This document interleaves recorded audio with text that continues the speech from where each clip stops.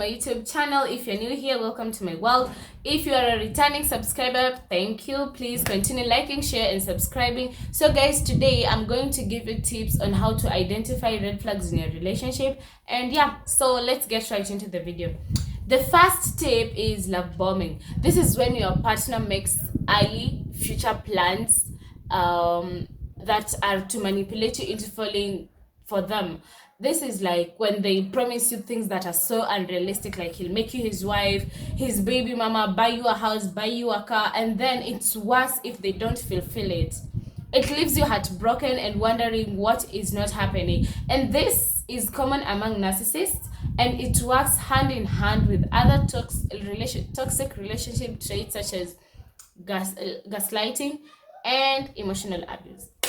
The second tip is obsession with social media. This is when your partner is ever on their phone, and this leads to a person being insecure and self-absorbed, because if you're so much into your phone, I'll be like, maybe he's cheating, she's cheating, and this is not healthy for a relationship or for people who want to like have a serious relationship. So if you are that person and your partner is not complaining, just know he or she is not feeling good about you always being on your phone. If you have created time for him or her, just make sure it's not always chatting, because if you can't communicate with me, I'm here. Who are you communicating with? It makes your partner so insecure. The third tip is lack of communication. Like, why would you be with someone who doesn't communicate? Like, literally, this is a deal breaker. For me, I'd just advise you to walk out. If you even project it to them and tell them, I'm not comfortable with the lack of communication in this relationship, and they're not making any change or any effort to like change, that is a deal breaker. Sis, run. The fourth tip on how to identify red flags in a relationship is when your partner is controlling or has a jealous behavior. It's a common trait. Yes, you're allowed to be jealous, but being too jealous or too controlling, too possessive, you're like, where are you? Who are you with? Why did you do this? Why did you not tell me this? Don't act like a parent to your partner. Just your role is to being a partner, like a lover or a boyfriend or a girlfriend or a wife. But you being too jealous, it also makes your partner will be like, they'll just get tired of you so easily, because you are ever complaining, and it's not healthy for a relationship, obviously. And being too possessive or controlling towards you can be a serious sign of emotional abuse down the line, because at the end of the day, they'll be like, you'll start choosing now people because your partner is insecure. The fifth tip is bad relationship with their friends or family. If your partner doesn't have a good relationship with their family, parents, siblings, definitely they won't be the best partner for you, because if they can't be good people to people they are close with, like friends, because our friends reflect who we are. If I'm not good to my friends, it just doesn't add up. How am I miraculously good to my partner? Like, it doesn't add up. So if you are that person, please try and change. Or if your partner is that person, try to talk to them. If they don't change, just walk out, because we are not here to suffer. We are not here to die. Abby. The sixth tip is extreme emotional reactions. Have you ever had these partners that when something small happens, they overreact, they will cry or they will shout, break things, they have this uncontrollable rage, or they just go silent mode on you like for weeks, months? Why would you be with someone who goes silent on you for months, weeks? If you're mad at your partner, it's advisable for you to take a few hours, just chill, relax, and find your peace, or at least a day if it's so extreme. But weeks, it's not realistic. Abusive or physical or emotional behavior towards you, this person is violent, because if they are abusive emotionally, it's going to affect you, depression and stuff, stress.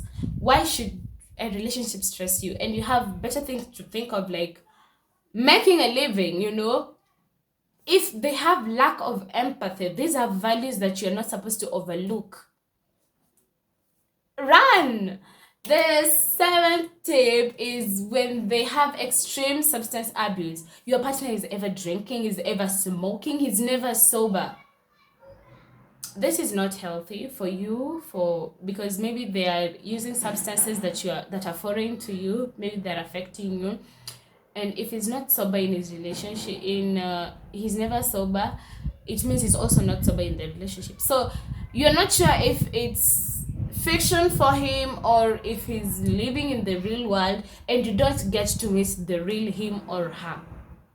And more so if you try to advise them to seek help and they just overreact, they refuse help, excessive addiction, run. The eighth tip is when they're gaslighting you. This is when they turn blame on you for something they did, and this is so common, and it's a form of manipulation meant to leave you feeling insecure and question your sanity, and you even trust your gut. Why would you wrong me and then turn tables and say, you are the reason why I did this? If you made a mistake, you're supposed to man up or just come clean and tell me, I did this, it was wrong, it was not in my position to do this, I'm sorry, please forgive me. Don't start turning tables and validating yourself and trying to prove to me how good of a person you are and how I'm the worst. That is not fair, and it feels someone having a lot of self-doubt, which is not good. You shouldn't be doing that to someone. The ninth tip is downright abuse behavior, when they're literally verbal, emotionally, physically, sexually abuses you or puts you in harm. This is mad. This is mad. Like, if your person is ever the person who is ever, fuck you, they're, or something small, he slapped you, something small, she has thrown something at you, something small, they just want to have sex with you even when you're not in the mood, that is rape, that is abuse. You should, if you are not in the position to seek help as a person and identify these form of abuses in your relationship, then you should just pray to God to give you the strength to walk out, or try talk to someone, because some of these relationships have a lot of, he might be your person, but now he can't be abusing you everywhere, embarrassing you, and you are here struggling. This is my person. That is wrong, sis. And the last tip is never ignore a red flag. Whether he's gaslighting you, whether he ghosts you, whether he's ever throwing words at you, don't make an excuse for him. Don't say he's never like this. Don't say it's because he's drunk. Let me tell you something.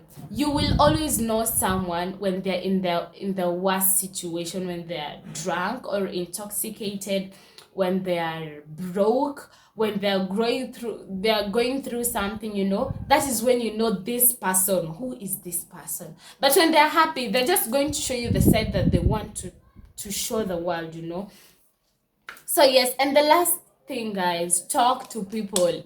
If you're going through shit in your relationship, talk to people, because a lot of you are committing suicides. A lot of you are depressed because of relationship. Talk to someone, seek advice, talk to people who have experience, so that they can advise you. You might be going through something that I'm also going through, but the moment we share, we even come with ways on how we can solve our problems, And lastly, guys, a relationship is not it's not a do or die situation. If it's not working, just walk out.